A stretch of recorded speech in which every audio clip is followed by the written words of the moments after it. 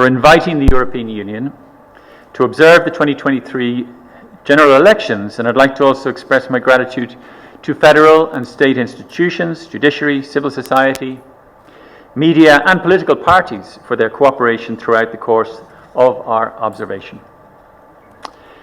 The EU EOM final report contains a detailed analysis of all stages of the federal and state level elections, from the candidate registration process to collation and announcement of results.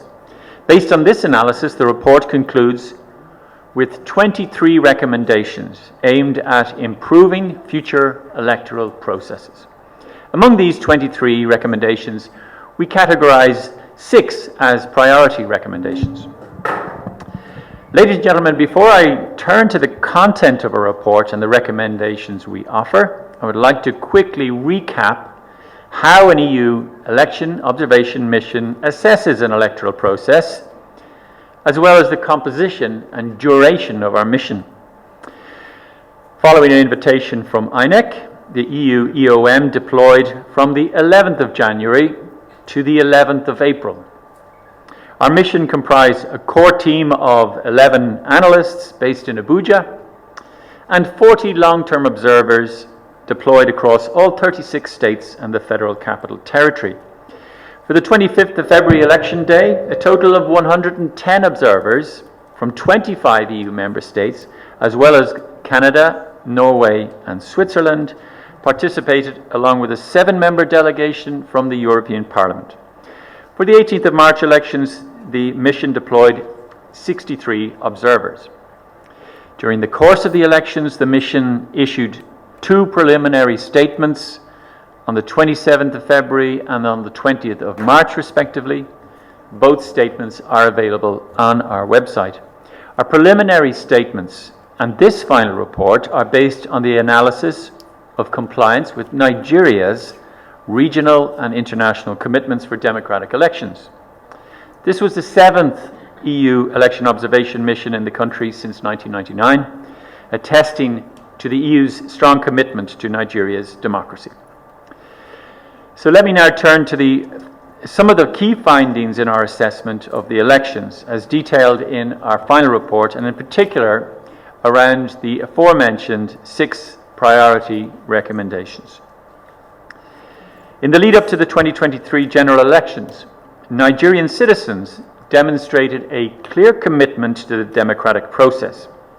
That said, the election exposed enduring systemic weaknesses and therefore signal a need for further legal and operational reforms to enhance transparency, inclusiveness, and accountability. Positively, Nigeria has signed up to key regional and international commitments for democratic elections.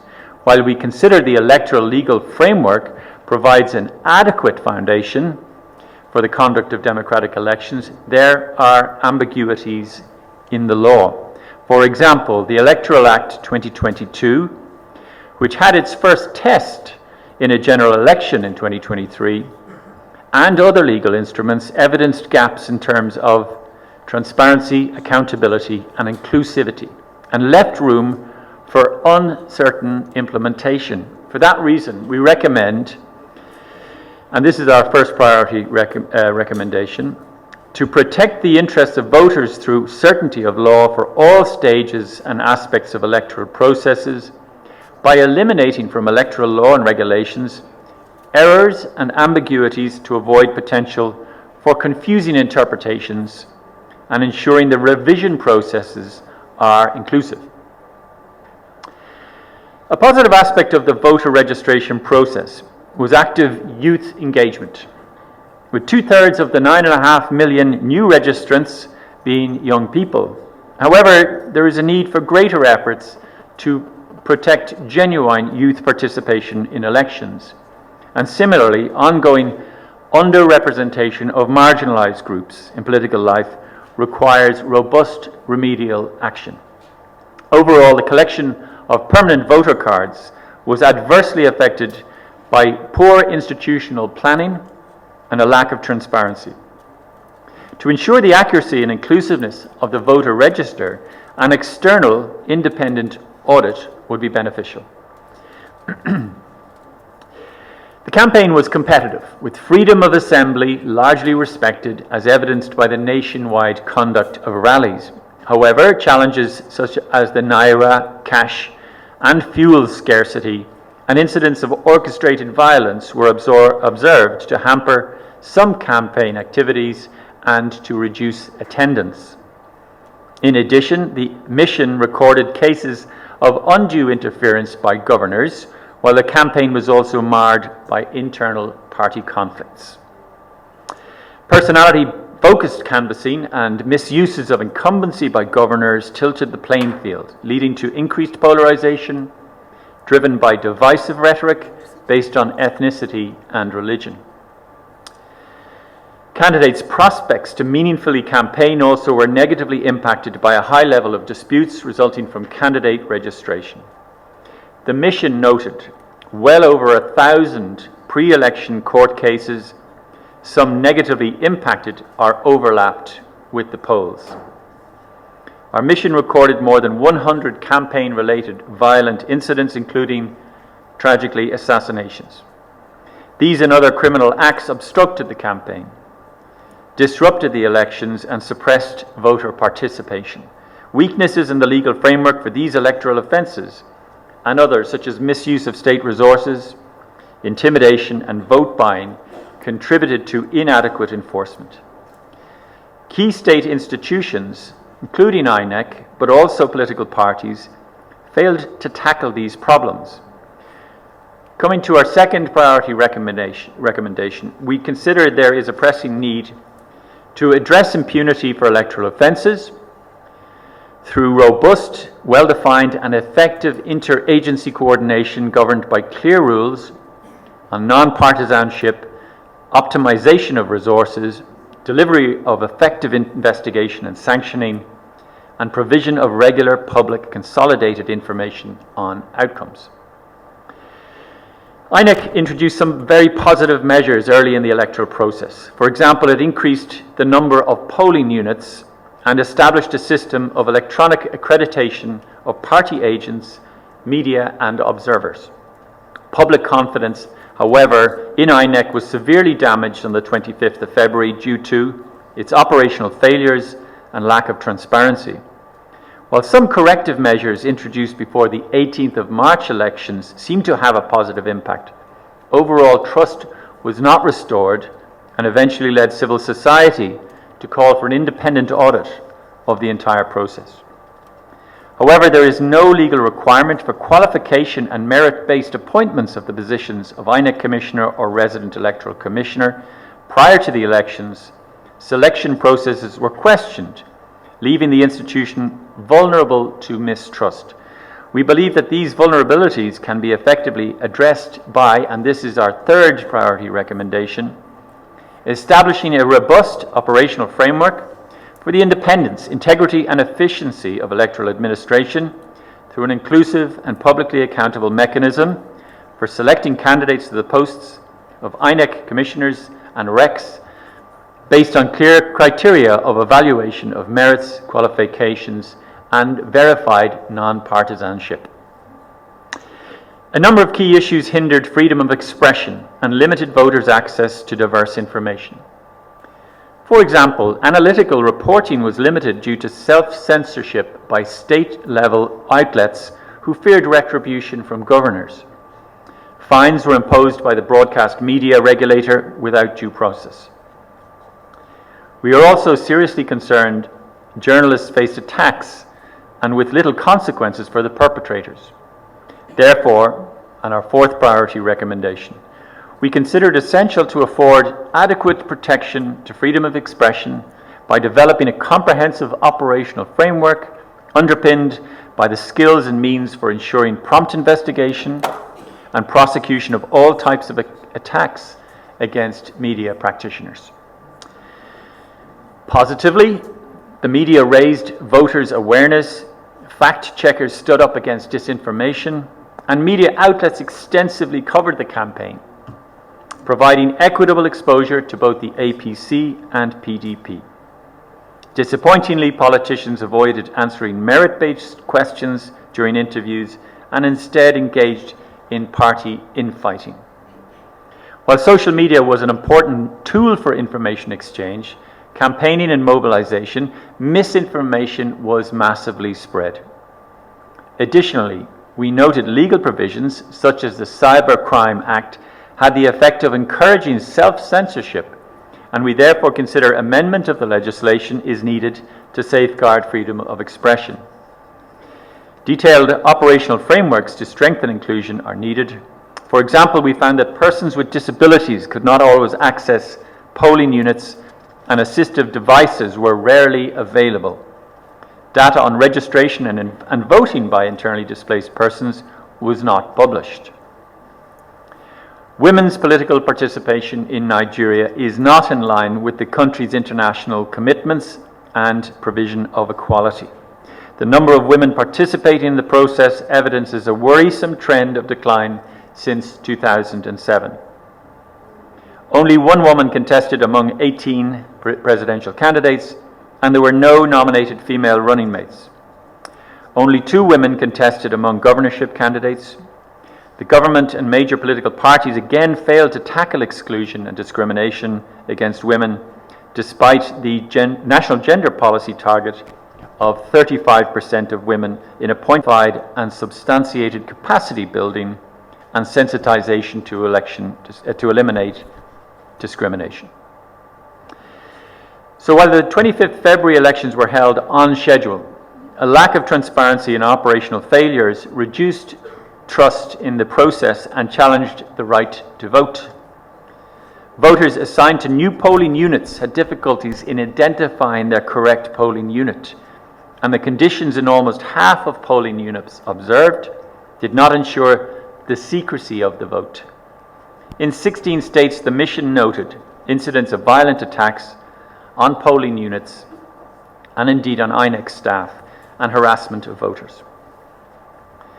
The counting procedures were negatively impacted by overall poor understanding, particularly in completing forms, and chaotic and overcrowded conditions in collation centres observed.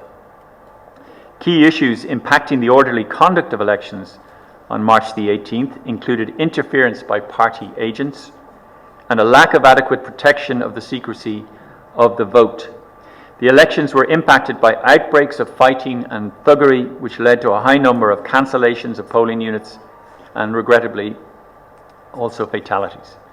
The introduction of the bimodal voter accreditation system, or BVAS, and the INEC results viewing portal IREV was widely seen as an important step to ensure the integrity and credibility of the elections, but lack of transparency before the polls, and notably the severely delayed display of presidential result forms on the 25th of February, for which INEC failed to give a timely and comprehensive explanation, dashed the public trust in election technologies and in INEC.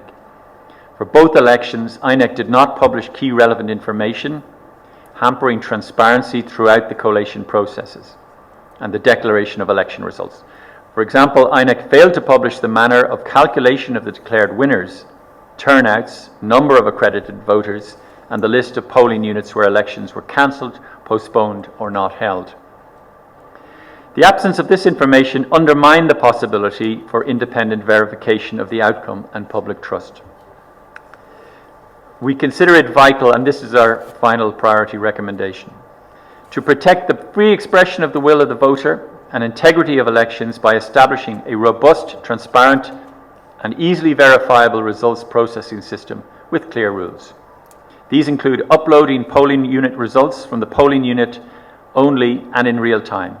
At each level of collation, results forms to be uploaded in real time, and all forms to be published in an easily trackable and scrapable database format. All 23 recommendations, including the 6 priorities I've just outlined, are primarily addressed to key stakeholders, including INEC, the National Assembly, the government, political parties, and civil society involved in electoral reforms. We have already presented the final report to INEC, the Ministry of Foreign Affairs, and the Presidency. Later this week, the mission will hold a roundtable meeting with election stakeholders to further discuss and reflect on our recommendations and their possible implementation. We offer these recommendations in the spirit of cooperation, but of course it's up to Nigerian institutions and partners to decide whether they will take them forward and take them into consideration. Importantly, there is a need for political will to achieve improved democratic practices in Nigeria. Inclusive dialogue between all stakeholders on electoral reform remains crucial. The European Union stands ready to support Nigerian stakeholders in the implementation of these recommendations. I thank you very much for your interest, and I look forward to your questions. Overall observations and collating data that fed into the final report. And our mission will conclude on Friday, and then we hand over to the delegation. On Friday, we have invited stakeholders, political parties, government, INEC, and civil society to join us for this process. But at that point, the mission hands over to the delegation to take forward that commitment to Nigerian democracy. However, there will be a follow-up in about 2 years' time where we will come back to see and x-ray the degree to which the findings and recommendations have been implemented.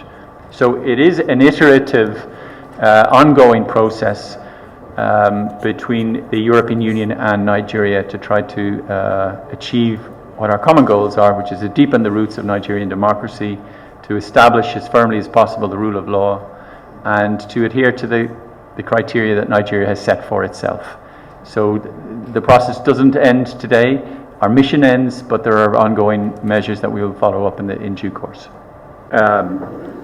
If only it was as simple as giving a mark to all of the stakeholders and how it's running. It is, of course, I completely understand your motivation to ask the question, and we've engaged very much with INEC. Doors have been open to speak with us throughout the process from the very beginning, including yesterday.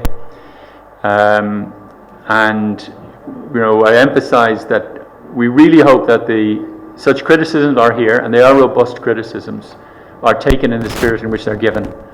And the spirit in which they're given is one of constructive criticism towards a shared goal towards deepening Nigeria's democracy. We judge elections on the basis of international criteria around inclusivity, credibility, transparency, and accountability. And throughout the report, we draw on these central principles. And it is for the people of Nigeria to conclude, based on what we found, to make the mark, I would say. I think you have a general question about the direction of travel of Nigerian democracy. And I think I made this point before when we launched our preliminary statement. And, there is sort of democratic backsliding across the world.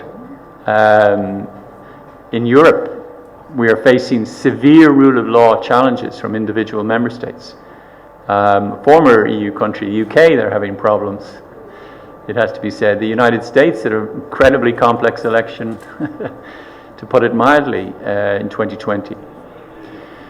So, this isn't unique to Nigeria, to West Africa, to Africa. It is an issue that, in my view, therefore underlines the need for further election monitoring. And as far as I'm concerned, it's a reciprocal process. It's of mutual benefit to both our democracies, and it deepens the relations more generally outside of the framework of elections. So I think that we as a mission don't compare one election to the next, because we were only here for the period of January to April. And I certainly wasn't here for the last election, so it would be outside of our normal procedure to try to compare. So I hope that answers your question as closely as I can. So the question really is around I think I've answered the question, which is why do we keep coming back? There isn't a threshold where we say, well, I'm afraid this election has been so poor that we have no further interest in democratic governance or rule of law in Nigeria. and I think that would be a dangerous thing. And I've outlined my concerns generally that we are in a period of democratic recession across the world. Just 6% of people in the world live in free countries, according to the Democracy Index published by Freedom House. So the time for investing in election monitoring is even more profound and more urgent, in my opinion. In any case, the question of investing in democratic governance here in Nigeria is a matter for the EU delegation. And it's really important to remind you that this mission is separate from the delegation, which allows the delegation to be able to have their diplomatic relations with the government separate from the work that we carry out during the course of this mission. So I think that as part of the reflection that will take place and the roundtable will take place on Friday, some of these issues may be raised, but I think it's a very reasonable question. The process of the election itself is one component of the work that we carry out as a mission. We looked at all of the processes up to election day and subsequently. Election day itself, there were obvious shortcomings, and I've outlined them in the speech, and they're contained in the final report and feed into the recommendations. So, for example, I mentioned the fact that there was a lack of transparency around data in relation to the collection of PVCs. There should have been better distribution of sensitive materials and earlier distribution of sensitive materials. We should have had absolute real-time uploading of results, particularly the presidential results on the day of the election. And these shortcomings are laid out here. And it's not as if we are coming with any new standard. These are the standards that Nigeria has set for itself. So we bring these to light. It is for Nigerians themselves and all stakeholders in Nigeria to determine what their view is about their democratic institutions, about their political parties, about all the stakeholders that are taking part in elections here in Nigeria. We carry this out at your invitation, with your permission, and if you want to take that forward, we finish our work this Friday, and we hope that it has been some contribution to help the discussion and period of national reflection after the elections. Thank you.